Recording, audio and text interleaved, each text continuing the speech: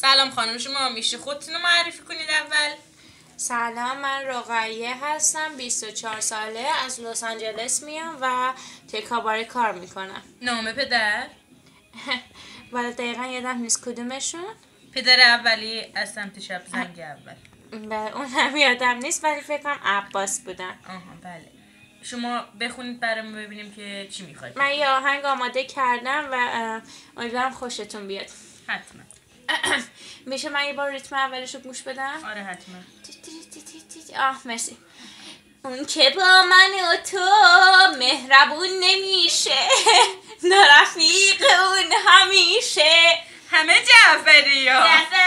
نارفیق اون همیشه. کات بدین. اون که با من و ببندن دیگه وقت بهتون میدیم به نفع اصلا استفاده کنیم.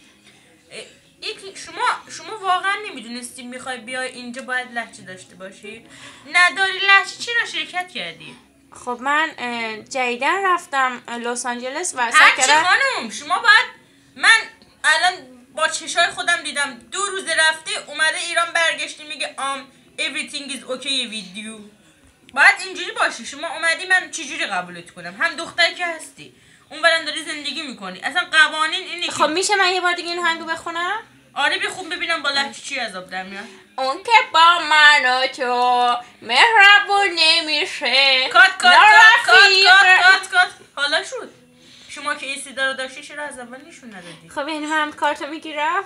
بذار من مشورت کنم بابک جان بدم. آره حتما به نظر من خیلی صدای رسا و با لهجه خوبی داشتن. یعنی من کارتو میگیرم؟ 100%. مرسی ببخشید. متشکرم. خواهش میکنم. سلام خانوم. به چی ماشاءالله قد بالا. میشه خودتون رو معرفی کنید لطفا؟ I am Jennifer. شما قبولی بفرمایید. متشکرم. خواهش. چه لهجه تو بچه‌ها بهم دادن.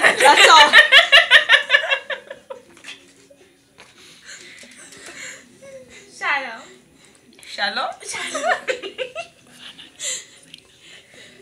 شما بخون ولی فکر کنم قبولی. لهجه داری؟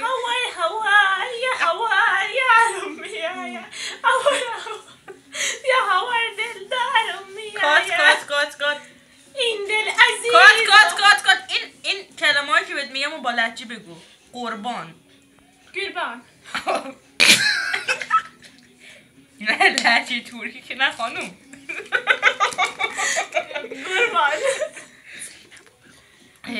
گل بگو با لهجه. شما نه. شما باید به گل بگی قول تا ما قبولت کنیم. چه جوری؟ من واقعا نمیدونم. تو مثلا پشت صحنه به تو نگفتم برو با لهجه بخون قبول شی. چرا ولی ما نمیتونیم بگیم گه. بفرما خانم شما نه به درد یه کار ما شانس دیگه به من بدید. نه شانس نه یه شانس. برو دیگه. آقا یه شانس. نفر بعدی. خواهش کردم. نفر بعدی.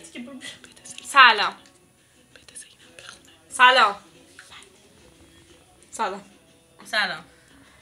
من علی هستم از فرانکفورت میام.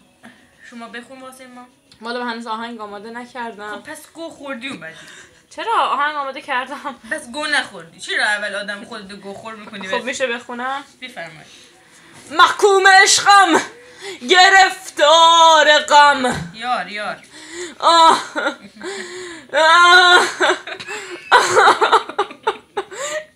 شرمنده من اصلا باورم نمیشه یه روز بخوام جلوی شما بخوام آهنگ بخونم. حالا من کدوم خری هستم شما بخوای جلوی من بخونی؟ استرس به خودت راه نده. منم یه گوسفند مثل بقیه. خب میشه یه بار دیگه یه آهنگ دیگه امتحان کنم؟ نه شما لهجه نداری. بفرما بگو. نه یه آهنگ دیگه بخون.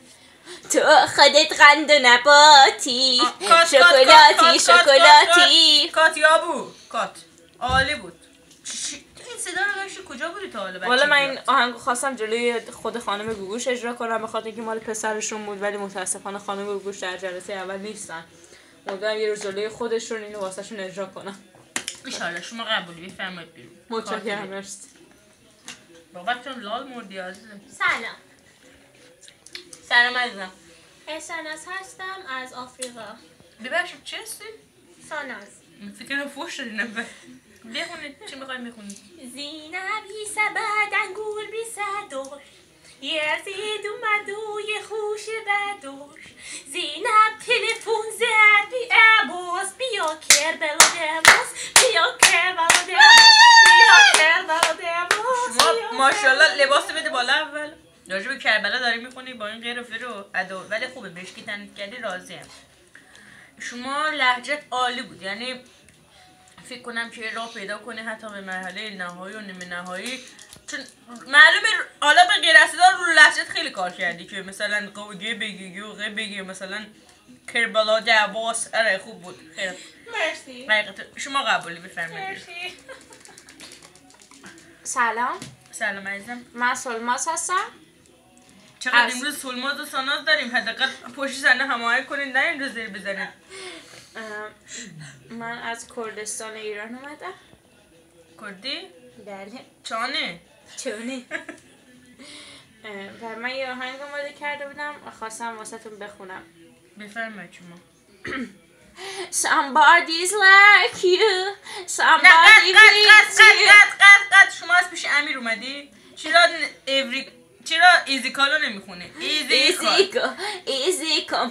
That's your savage yeah. کات شما اصلا خود لهجه لام هستن، خودشی. بفرمایید قبول شما. متشکرم، مرسی. خیلی کنسیه. چی کنسیه؟ قضیه اصلا